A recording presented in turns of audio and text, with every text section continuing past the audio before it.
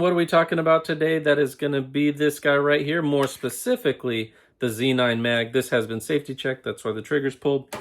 Right, so we're going to be talking about the Z9 mag. This is the testing to see if my fixes actually did fix this magazine, right? So I've had these since the very beginning. I was super excited to get this as something that gives you 50% more capacity in your old trusty Glock 43, right? So what did I do? So the first thing that I had happen was I had a failure to feed. So it skipped right over the round that was in here on the very last round. So I contacted Shield and said, hey, this is what's going on. It was one time, to be fair, one malfunction in many thousands of rounds. So that's beyond acceptable for me.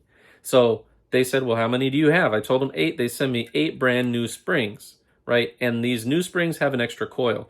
So that means that they have a lot more strength as far as they're pushing up power, right? So that's great. I didn't have that problem anymore, but it spawned a new problem. So what happened? So basically what happened was, boom, shoot the last round, or what you thought was the last round, but then there was still one left, right? So then what happened next was, boom, when you shoot, one round left was actually holding the slide back. Obviously, that's not good because if you have 9 rounds, you want to be able to use 9 rounds in your magazine, right? So what did I do to fix that? And I shared this in another video, but I modified the follower right here by making this a little deeper, because what was going on was this ledge right here was just high enough, even with 1 round in the mag, with the new more powerful springs, to push up on your slide catch, slide release, slide catch release right here. It's pushing up on it. So even with 1 round left, it would hold it up, right? So I had to change that. And sporadically, over these past couple months since I started having those issues, I ran into another issue, which was the round diving right into this front piece right here and sticking. So then what did I do? I basically made a little angle here, about a 45-degree angle, and then I polished it right there. So did that fix all the problems? I'm going to roll in the footage and you can see what happened today. I shot about 400 rounds through this magazine, and check it out. I'm not going to roll all 400 rounds because you'd be bored to death, but check out the ones that I saved for you, and here you go.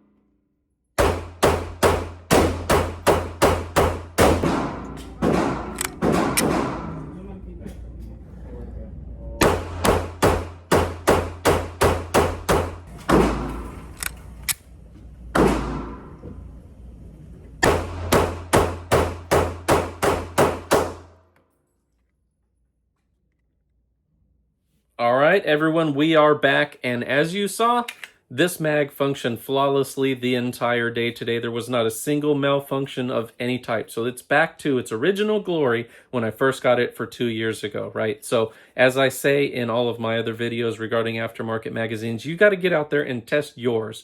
Don't take my test results as gospel, right? Go test your magazine. If I'm going to carry these, I'm going to test at least 200 rounds, and I want 0 malfunctions, right? At least. If I go and another time it has a malfunction after the first 200 rounds, I'm going to go 1,000 rounds before I'm going to trust this magazine to carry in an EDC, right? So take that with a grain of salt, but that is my experience so far. I've only had, what is that? I think 4 malfunctions. So the one failure to feed, I had 2 times where it would lock back with 1 round in, and then I had it run into the front of the feed lip, or whatever you want to call this, 1 time, right? So that's still not bad in the overall grand scheme of things, but that was all very recent. So I wanted to make sure that I fix these because I still very much enjoy having a 9+1 gun versus a 6+1 gun with the factory magazines, right? So if you like my content, please like, comment, share, and subscribe. Thank you.